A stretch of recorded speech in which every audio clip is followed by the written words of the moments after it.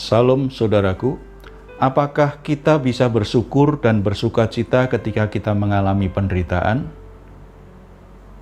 Perkataan dari surga hari ini kita ambil dari 2 Korintus pasal yang pertama ayat 3 dan 4. Terpujilah Allah Bapa Tuhan kita Yesus Kristus, Bapa yang penuh belas kasihan dan Allah sumber segala penghiburan, yang menghibur kami dalam segala penderitaan kami, sehingga kami sanggup menghibur mereka yang berada dalam bermacam-macam penderitaan dengan penghiburan yang kami terima sendiri dari Allah.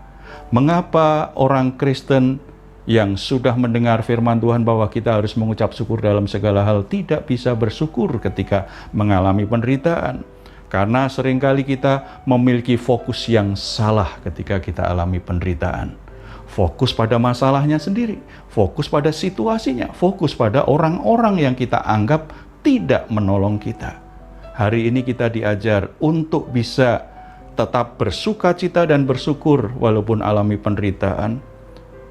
Paulus menuliskan ini karena dia pernah mengalaminya sendiri. Dia pernah alami penderitaan yang sangat berat, bahkan seperti hampir mati rasanya. Situasi yang sangat berat sekali. Ada 3 hal yang Paulus ajarkan. Kalau kita ingin bisa bersyukur dan bersukacita dalam penderitaan, kita harus punya fokus yang benar. Yang pertama, fokuslah pada pribadi Allah. Terpujilah Allah Bapa kita. Kita perlu fokus pada pribadi Allah. Siapa Allah? Allah adalah Bapa yang sempurna, Bapa yang mengasihi kita, Bapa yang selalu menyertai kita, Bapa yang punya kuasa tidak terbatas, berdaulat dalam segala sesuatu. Fokuskan pikiran untuk merenungkan siapa Allah yang kita sembah. Yang kedua, fokuslah pada apa yang dikerjakan Allah.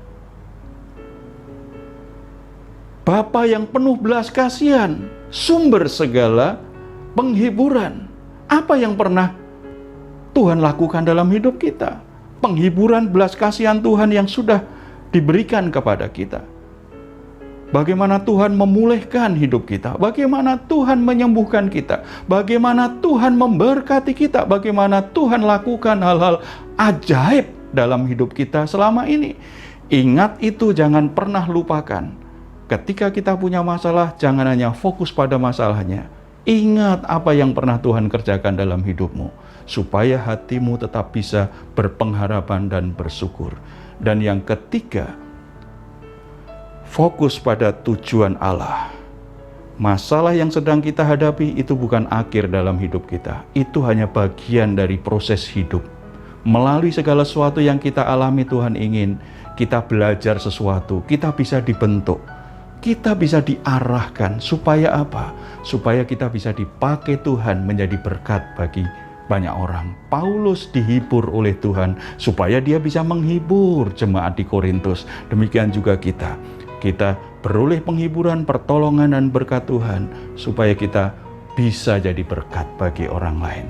Jadi saudara-saudara, kalau tetap ingin bersukacita dan bisa bersyukur dalam penderitaan, fokuslah pada pribadi Allah, apa yang Dia kerjakan, dan ingat, ini sebuah latihan supaya kita bisa lakukan sesuatu. Kita berdoa. Bapa di surga, kami bersyukur dan bersukacita, anugerah-Mu itu berlimpah. Tuhan tidak pernah meninggalkan apapun yang terjadi kami hadapi saat ini. Kami sangat percaya Engkau berbelas kasihan dan menghibur kami. Beri pertolongan, berikan jalan keluar dan berkati kami, supaya kami bisa menjadi berkat bagi orang lain. Dalam nama Tuhan Yesus, amin. Jika Bapak Ibu Saudara membutuhkan dukungan doa dan kanseling untuk pergumulan yang sedang dihadapi, silakan mengirimkan pesan ke nomor WhatsApp yang tertera di bawah ini. Tim doa dan kanseling GKRI Diaspora City Center dengan senang hati akan menghubungi saudara. Tuhan memberkati.